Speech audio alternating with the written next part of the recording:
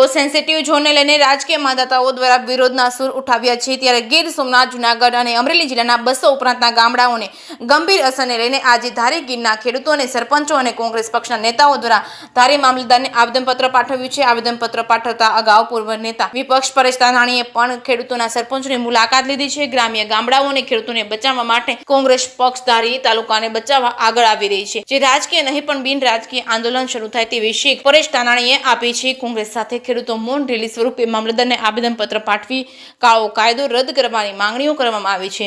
કોંગ્રેસ સાથે સિંહોના ગઢ ગણાતા આંબડી ગ્રામજનો પણ અલગ અલગ આવેદનપત્ર પાઠવ્યું હતું। ઇકો સેન્સિટિવ ઝોન સામે વિરોધ કરી આવેદનપત્ર પાઠવ્યું છે, જ્યારે ગીર સોમનાથ જિલ્લામાંથી ઇકો સેન્સિટિવ ઝોનમાં ઉઠેલા વિરોધ હવે અમરેલી જિલ્લાના ધારીમાં પહોંચ્યા છે।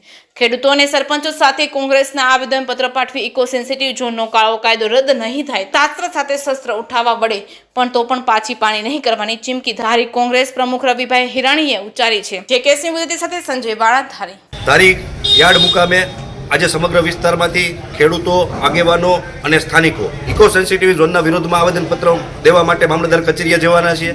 ઇકો સેન્સિટિવ જો એવો કાળો કાયદો છે કે એ કાયદો લાગુ પડતા આજુબાજુમાં ખેતીમાં મુશ્કેલી પડવાની છે, રહેણાંકોમાં મુશ્કેલી પડવાની છે અને મુખ્યત્વે જંગલ ખાતાની એવી દાદાગીરી થઈ છે કે 36,000 હેક્ટર જમીન જે રેવન્યુ વિભાગની છે એની અંદર આ કાયદો એને લાદવામાં આવ્યો છે, જ્યાં ઓલરેડી અત્યારે પહેલેથી જ ખેતી થાય છે, પહેલેથી લોકો રહે છે, એની અંદર જો કાયદો લાદવામાં આવશે તો બાંધકામને લઈ દાર, કૂવા, પછી થ્રેસર છે, ઓપનેર છે, આવી બધી મશીનરી વાપરવામાં પણ મુશ્કેલી થવાની છે। કોઈને મકાન બનાવવું હોય તો ઉપર હાઇટ લેવી હોય તો પણ મુશ્કેલી થવાની છે। એટલે આ જે પ્રશ્ન છે એ મજૂરોનો છે, ખેડૂતોનો છે, રહેવાસીનો તમામનો પ્રશ્ન છે। આ કોઈ પાર્ટીનો પ્રશ્ન નથી અને જે પાર્ટીના કોઈ પણ માણસો અમને સમર્થન કરવા માંગે બધાને બિન રાજકીય રીતે અમે આ આંદોલન કરવાના છીએ અને ખેડૂતોના હક માટે લડવાના છે।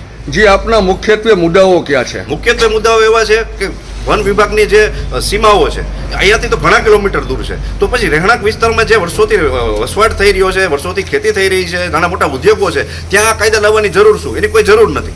આ તો ફક્ત ને ફક્ત કંઈક ને કંઈક રીતે રાજકીય રીતે આ વિકાસ અટકાવવાની વાત છે, બાકી વન્ય પ્રાણીઓનો જે અવર જવર નથી, કાંઈ આવરો જાવરો નથી, ત્યાં આ કાયદાની કાંઈ જરૂર નથી।